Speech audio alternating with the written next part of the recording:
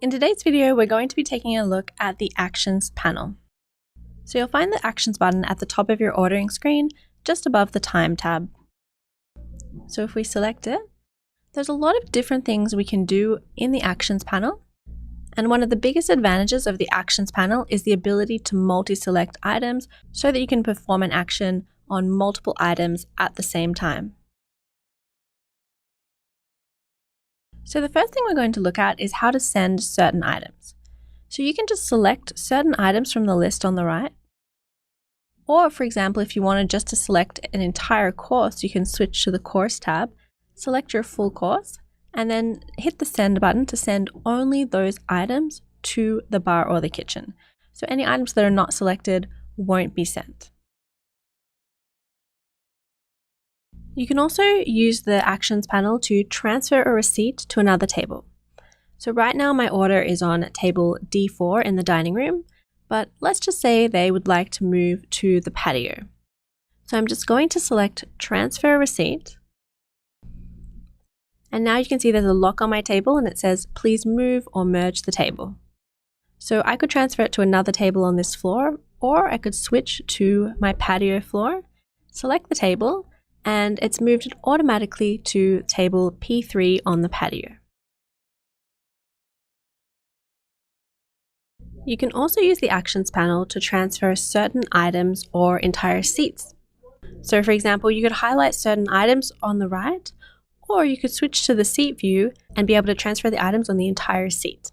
So for example, I'm going to select Seat 2, select Transfer Items, and it's just asking me where I would like to transfer those items to. So let's just say I'm going to go transfer those to the bar. And I'll just select the bar stool that I want to transfer them to. And those items are now on bar stool 9. We can also use the Actions panel to move multiple items at a time to different seats. So let's go back to our original table. And let's just say they're going to order a couple bottles of wine.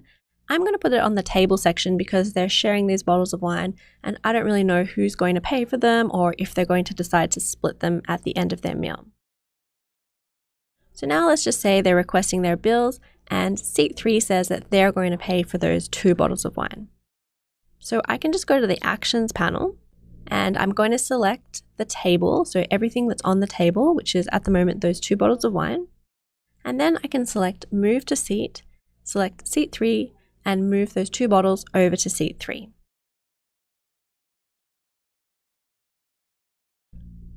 I can also split items across seats. So let's just say actually they decide that they wanted to split those 2 bottles of wine.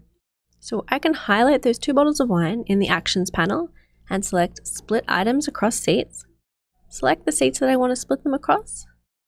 And as you can see, it's split those 2 bottles across seats 1 and 3. And the last thing we're going to see in the Actions panel today is how to move items to different courses. So for that, I'm actually going to start a new table. So let's just say that your restaurant is more of a tapas style restaurant, sharing plates. People don't really order their own items. So you're just ordering a bunch of things and then you want to be able to space them out when you're sending them to the kitchen. So basically I'm just adding everything to their order. I'm not really assigning things to seats, although I could if I wanted to. To course them, I'm actually going to go to the Courses tab in the Actions panel. So each of the items have a default course which has been assigned in the Restaurant Manager, but I can always change that course depending on what I want. So for example, I'm going to select the soup and the onion rings and assign them to course 2. Then I'm going to select the tuna tartare and the summer vegetables and burrata, select move to course and assign those to course 3.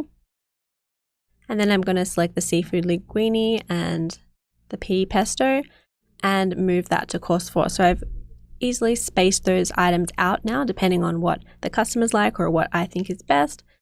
And then I could select a specific course and send just those items as we saw earlier with using the Send button.